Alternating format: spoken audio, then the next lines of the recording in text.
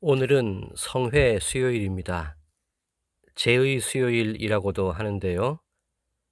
예수님의 고난과 죽음을 기억하며 참회와 정결의 시간을 보내는 사순절이 시작되는 날입니다.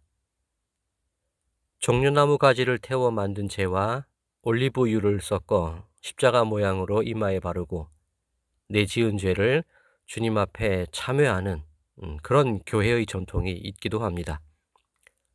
사순절의 시작을 맞는 오늘, 예수님의 십자가 은혜로 말미암아 내 삶이 죄악의 길에서 주님의 길로 돌이켜지게 되기를 기도하며 간구하는 그런 시간을 가지시기 바랍니다.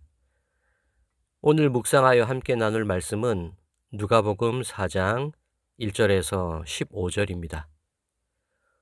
예수님께서 세례를 받으시고 성령에 이끌리시어 광야에서 40일을 금식하신 후 마귀에게 시험을 받으셨습니다. 돌로 떡을 만들라는 시험과 마귀에게 절하여 경배하라는 시험, 그리고 성전 꼭대기에서 뛰어내리라는 시험입니다. 예수님은 모든 시험을 성령의 이끄심과 하나님의 말씀으로 이기셨습니다.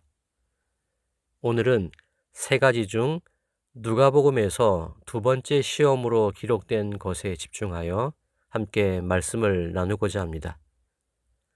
오늘 본문 5절에 따르면 마귀가 예수님을 이끌고 올라갔다고 증거하고 있습니다. 마태복음에서는 지극히 높은 산으로 갔다고 증거되어 있기도 한데요. 그곳은 천하만국을 순식간에 볼 수 있을 만한 장소였습니다. 마귀는 자기 자신이 원하는 자에게 천하만국의 권위와 영광을 줄 수 있다고 말합니다. 왜냐하면 천하만국이 자신에게 넘겨졌기 때문이라는 것입니다. 여기서 잠깐 마귀가 왜 이런 이야기를 했는지를 짚고 넘어가겠습니다. 욥기서를 보면 사탄이 욥을 시험할 수 있었던 배경에 관한 이야기가 있습니다.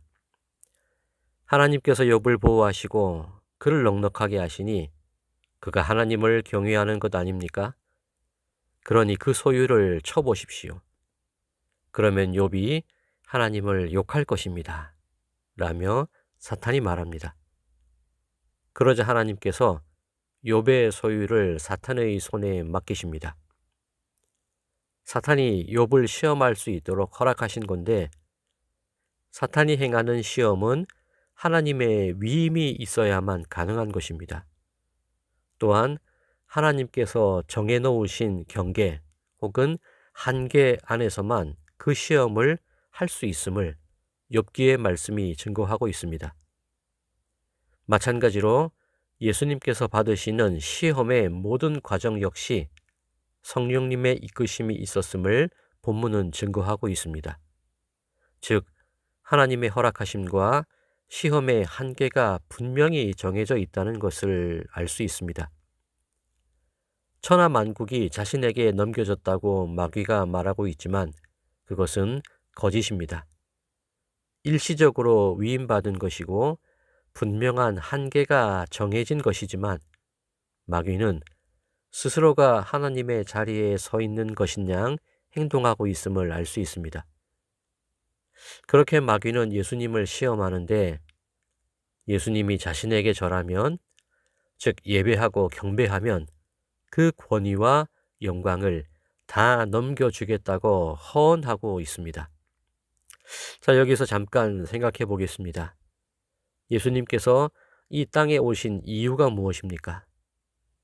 참 하나님께서 참 인간이 되셔서 인간의 모든 죄를 짊어지시고 십자가에서 죽으시기 위해서 이 땅에 오셨습니다. 그리고 그 십자가의 죽음으로만 하나님께 영광이 되며 그것을 통해서 이 땅에서의 예수님의 사역이 완성됩니다. 그리고 하나님 우편에서 영광과 권위와 능력으로 천하만국을 다스리십니다. 다시 말씀드리면 예수님은 십자가 죽음이라는 길을 걸어야만 그 영광과 권위를 누리시게 됩니다. 그런데 우리와 똑같은 육신과 마음을 지닌 인간이신 예수님께서 죽음의 길을 가시는 것은 결코 쉬운 일이 아닙니다. 겟세마네 동산에서 땀이 핏방울같이 되도록 기도하신 내용이 무엇입니까? 이 잔을 내게서 옮기시옵소서.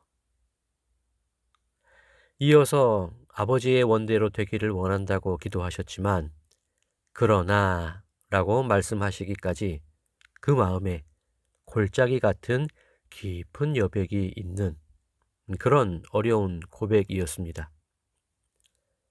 천하 만국을 향한 예수님의 권위와 영광을 얻기 위해서는 반드시 골고다의 고난과 십자가의 죽음의 길을 지나셔야만 하는 것입니다. 그런데 마귀는 지금 굳이 그 어려운 길을 가지 않아도 된다며 예수님을 유혹하고 시험하고 있는 것입니다. 나에게 경배하기만 하면 돼. 쉽잖아. 다른 길이 있는데 무엇하러 그 끔찍한 길을 가려고 해. 우리도 지금 내 인생을 내려다보는 곳에서 내 인생의 여정을 바라보고 여러 가지 계획을 세우고 있습니다. 하나님께서 함께 하신다는 확신과 믿음으로 그 길을 준비하고 있다고 스스로 생각하곤 합니다. 그런데 내 계획과 선택이 마귀의 시험과 유혹을 향해 빠져 들어갈 만한 위험에 놓여 있음도 깨달아야 합니다. 이 길이 더 편하잖아. 이 길이 더 쉽잖아. 무엇하러 굳이 그렇게까지 하려고 해. 만약 이런 속삭임이 들려온다면 그때 우리는 예수님께서 하셨던 선택을 떠올려야 합니다. 지난 주일에 나누었던 설교의 내용을 기억하시죠? 언덕에 서서 요단 저편을 바라보던 엘리사의 마음을 생각해 보시기 바랍니다. 엘리야의 하나님 여호와는 어디 계시니이까? 엘리사가 걸어가야 할 길은 목숨까지도 내놓아야 할 험하고 두려운 길이었습니다. 그런데 엘리사는 갑절의 능력과 은혜를 간구하며 그 길을 묵묵히 걸어 나아갔습니다. 사랑하는 성도 여러분, 예수님은 쉬운 길을 뒤로하고 고난과 죽음의 길을 택하셨습니다. 왜냐하면 그 길만이 진리의 길이요, 그 길만이 하나님께 영광이 되는 길이기 때문입니다. 우리는 오늘 하루, 아니 우리의 남은 일평생 동안 수많은 선택과 결정을 하며 살아가게 될 것입니다. 그때가 나에게 다가왔을 때 우리는 어떻게 해야 할까요? 시험을 이기신 예수님께서 보이셨던 그 결단의 마음이 나에게도 임하기를 바라야 하지 않을까요? 시험을 이기도록 성령께서 이끌어 주실 것을 간구하고 또 간구해야 하지 않을까요? 바라기는 사순절의 첫째 날을 보내는 우리의 하루가 시험을 이기고 참 진리를 향해 한 걸음 더 가까이 다가가는 시간이 되기를 주님의 이름으로 간절히 축원드립니다.